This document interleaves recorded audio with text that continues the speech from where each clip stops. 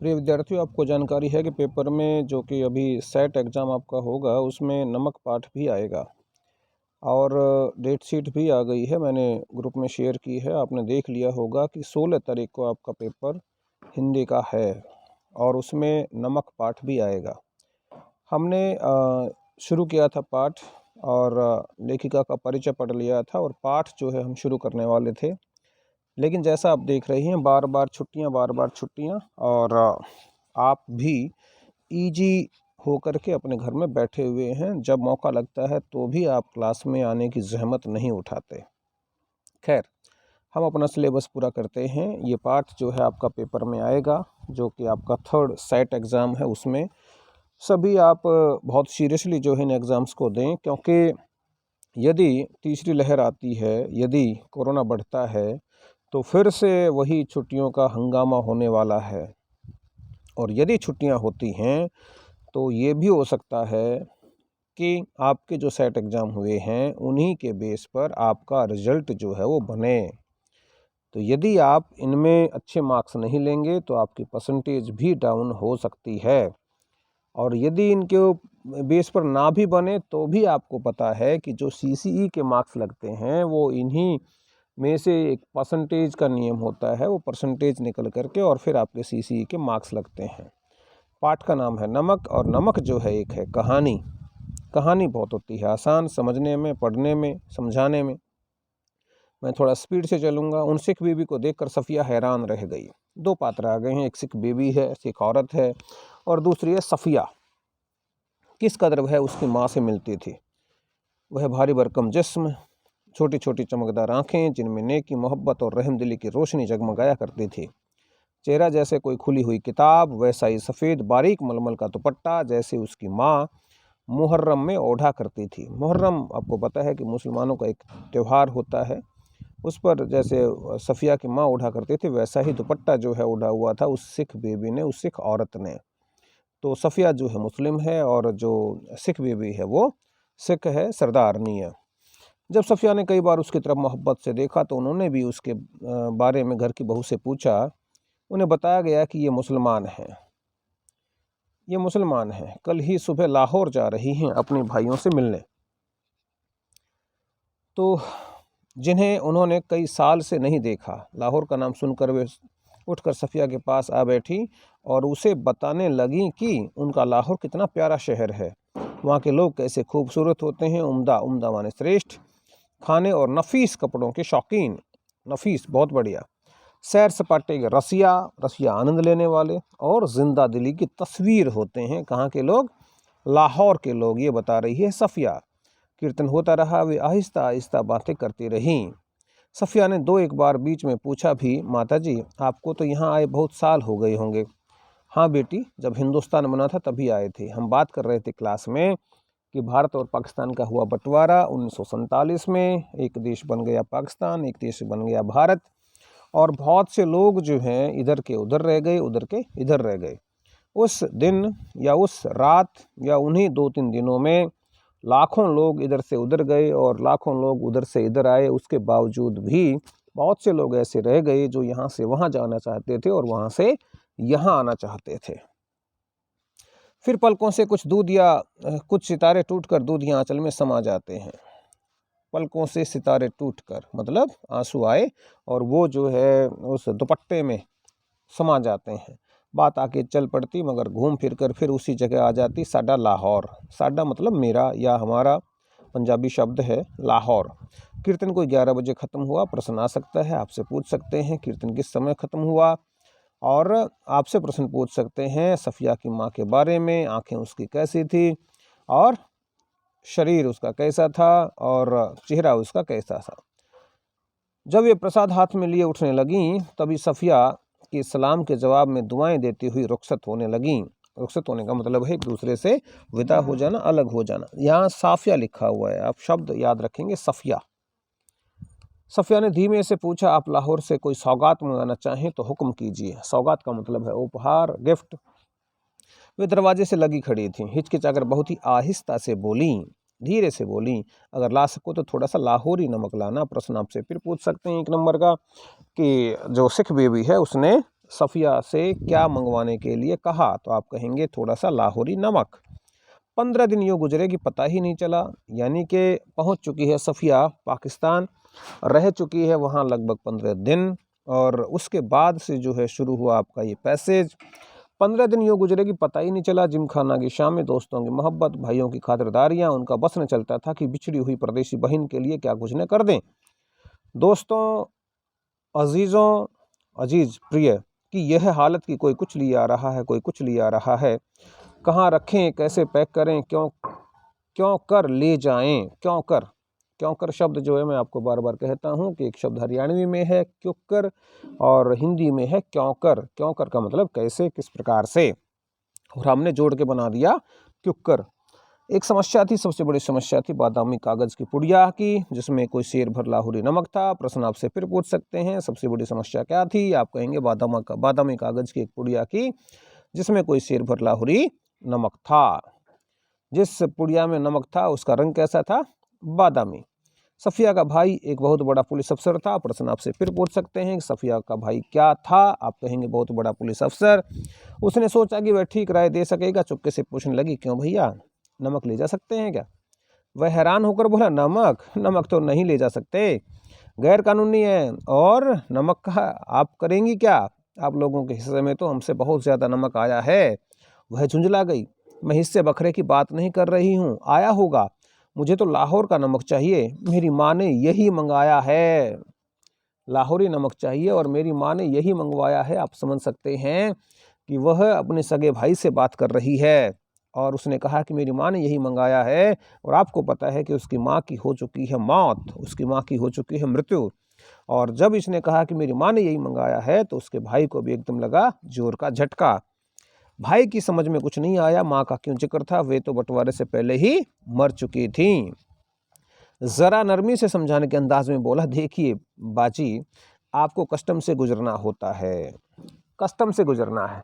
Custom का एक department होता है जो कि जब एक देश के लोग दूसरे देश में आते जाते हैं तो वो चेक करते हैं कि क्या वो लेके आए हैं और क्या वो लेके जा सकते हैं, और यदि कोई लीगल चीज़ वो लेके आते हैं तो उसको पकड़ लिया जाता है, उसको इधर उधर नहीं होने देते हैं।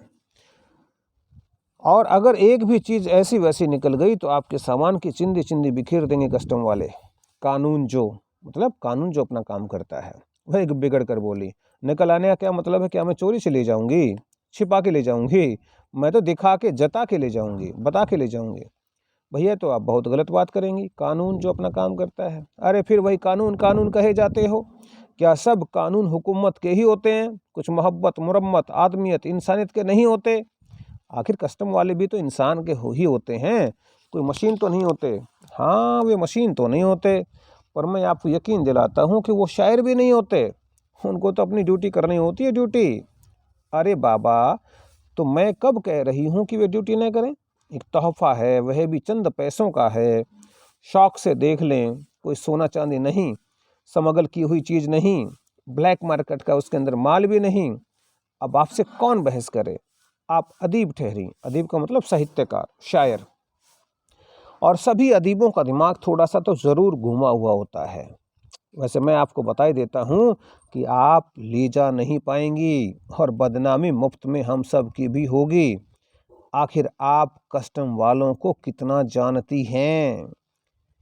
उसने गुस्से से जवाब दिया, कस्टम वालों को जाने या न जाने, पर हम इंसानों को थोड़ा बहुत ज़रूर जानते हैं। और रही दिमाग की बात, सो अगर सभी लोगों का दिमाग हम अदीबों की तरह, हम साहित्यकारों की तरह, हम लेखकों की तरह, हम शायरों की तरह थोड़ा घुमा हुआ होता तो ये दुनिया कुछ बेहतर ही होती भैया। बहुत बढ़िया बात कही है, क्योंकि शायर जो है वो संवेदनशील होते हैं, कवि संवेदनशील होते हैं, और वो किसी का बुरा नहीं कर सकते।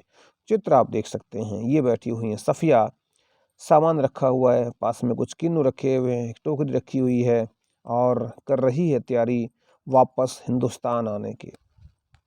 मारे गुस्से के उसकी आंखों से आंसू बहने लगे थे। उसका भाई सिर हिलाकर चुप हो गया। अगले रोज 2 बजे दिन को उसे रवाना होना था। सुबह के बहुत व्यस्त कार्यक्रम बन चुका था, इसलिए उसे सारी पैकिंग रात ही को करनी थी।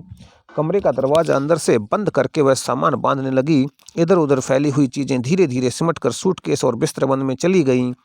सिर्फ 2 चीज़ें रह गईं। एक तो वह छोटी सी टोकरी जिसमें किन्नू थे, एक दोस्त का तोहफा जो संतरे और माल्टे को मिलाकर पैदा किया गया फल होता है किन्नू, माल्टे की तरह रंगीन और मीठा, संतरे की तरह नाजुक, और दूसरी थी वह नमक की पुड़िया। अब तक सफिया का गुस्सा उतर चुका था। भावना के स्थान पर बुद्धि धीरे धीरे उस पर हावी हो रही थी। भावना के स्थान पर बुद्धि हावी हो रही थी। भावना से मार खा सकता है बंदा, लेकिन बुद्धि से तो नहीं खा सकता। बुद्धि की जगह बुद्धि से काम लेना चाहिए, भावना की जगह भावना से काम लेना चाहिए। भावना की जगह बुद्धि का प्रयोग करेंगे तो गलत है, और बुद्धि की जगह भावना का प्रयोग करेंगे तो गलत है। हमें इसका ध्यान अवश्य रखना चाहिए अपने व्यवहार में, अपने बिहेव में। नमक की पुड़िया ले जानी है, पर कैसे? अच्छा, अगर इसे हाथ में ले लें और कस्टम वालों के सामने सबसे पहले इसी को रख दें, लेकिन कस्टम वालों ने नहीं जाने दिया तो मजबूरी है, छोड़ देंगे। लेकिन फिर उस वायदे का क्या होगा जो हमने अपनी माँ से किया था? प्रश्न दिमाग में चल रहे हैं, और बड़ा प्रश्न आएगा। आपसे पूछेंगे कि नमक की पुड़िया को लाने के संदर्भ में सफिया के मन में क्या क्या विचार आए, और उसने किस विचार को या किस तरीके को अपनाया नमक की पुड़िया इंडिया में लाने के लिए, अपनी माँ के लिए या सिख बीवी के लिए। अच्छा, अगर इसे किनुओं की टोकरी में सबसे नीचे रख लिया जाए तो इतने किनुओं के ढेर में भला कौन इसे देखेगा? और अगर देख लिया, नहीं जी, फलों की टोकरियां तो आते वक्त भी किसी की नहीं देखी जा रही थीं। उधर से केले, इधर से किन्नू, सब ही तो ला रहे थे, ले जा रहे थे। यही ठीक है, फिर देखा जाएगा। उसने किन्नू कालीन पर उलट दिए, टोकरी खाली की और नमक की पुड़िया उठाकर टोकरी की तह में रख दी, सबसे नीचे रख दी। एक बार झांक कर उसने पुड़िया को देखा और उसे ऐसा महसूस हुआ मानो उसने अपने किसी प्यारे को कब्र की गहराई में उतार दिया हो। कुछ देर उकड़ू बैठी। उकड़ू, आपको पता उकड़ू कैसे बैठते हैं। वह पुड़िया को ताकती रही और फिर उन कहानियों को याद करती रही जिन्हें वह अपने बचपन में अम्मा से सुना करते थे, जिनमें शहजादा राजकुमार अपनी रान चीर कर, रान माने होता है जांग, जंघा, हीरा छिपा लेता था और देवों, खौफनाक भूतों और राक्षसों के सामने से गुजरता हुआ, होता हुआ सरहदों से गुजर जाता था, सीमाओं से गुजर जाता था, पार हो जाता था। इस जमाने में ऐसी कोई तरकीब नहीं हो सकती थी, वरना वह अपना दिल चीर कर उसमें यह नमक छिपा लेती। उसने एक आह भरी। यदि ऐसा कुछ हो सकता होता तो शायद सफिया भी अपना हृदय चीर करके और उसमें इस नमक की पुड़िया को छुपा लेती, बट पॉसिबल नहीं था। फिर वह किनुओं को एक एक करके टोकरी में रखने लगी, पुड़िया की इधर उधर आसपास और फिर ऊपर, यहाँ तक कि वह बिल्कुल छिप गई। आश्वस्त होकर उसने हाथ झाड़े, सूटकेस पलंग के नीचे खिसकाया, टोकरी उठाकर पलंग के नीचे सिरहाने रखी और दोहर लेकर ओढ़ ली। दोहर का मतलब चद्दर।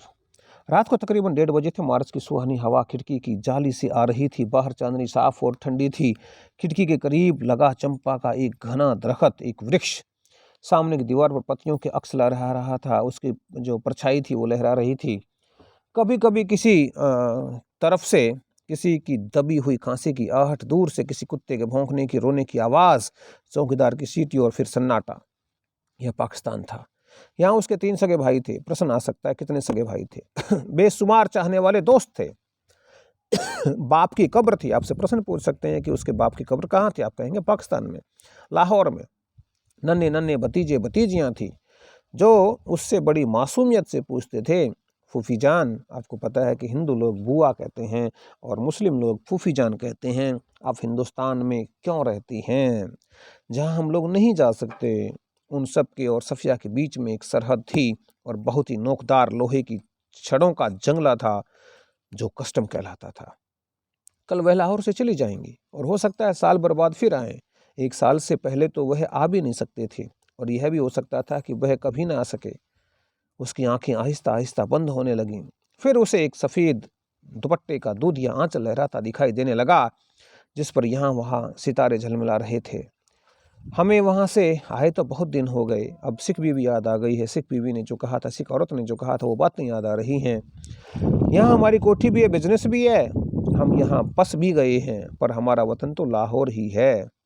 फिर दिखा इकबाल का मकबरा, लाहौर का किला, किले के पीछे डूबते हुए सूरज की नारंगी किरणें, आसपास से फैलता उभरता अंधेरा, उस रंगीन अंधेरे में बहती हुई नरम हवा, उस हवा में रची हुई मौलसरी की खुशबू, और मकबरे की सीढ़ियों पर बैठे हुए दो इंसान, सिर झुकाए चुपचाप उदास जैसे दो बेजान परछाइयाँ। तो कल तुम चले जाओगे? हाँ। अब कब आओगे? मालूम नहीं, शायद अगले साल, और शायद कभी नहीं। अचानक उसकी आंखें खुल गई। सब कुछ सपने में चल रहा था। शायद उसने मकबरे की सीढ़ियों के नीचे लगी धूप से एक पत्ती तोड़ी थी, जिस पर ठंडी ओस जमनी शुरू हो गई थी। वो यह था कि नींद में करवट लेते हुए उसका हाथ किनुओं से लबालब भरी ठोकरी पर जा पड़ा था। रसीले ठंडे किनु, जिनको देते वक्त उसके दोस्त ने कहा था, क्या प्रश्न आ सकता है, यह हिंदुस्तान पाकिस्तान की एकता का मेवा है। आपसे ये भी पूछ सकते हैं कि हिंदुस्तान पाकिस्तान की एकता का मेवा किनुओं को किसने कहा, और आपसे ये भी पूछ सकते हैं कि सफिया के दोस्त ने किन्नू देते समय सफिया को क्या कहा।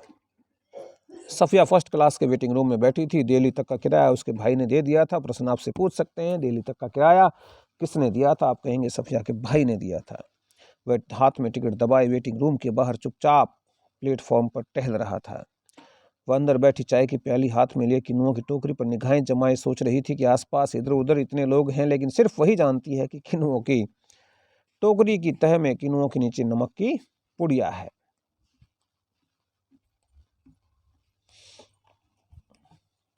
तो नमक की पुड़िया है, इसको अभी हम यहीं बंद करते हैं। बाद की जो है मैं दोबारा से जो है इसकी वीडियो बनाऊंगा, फिर आपके पास भेजूंगा।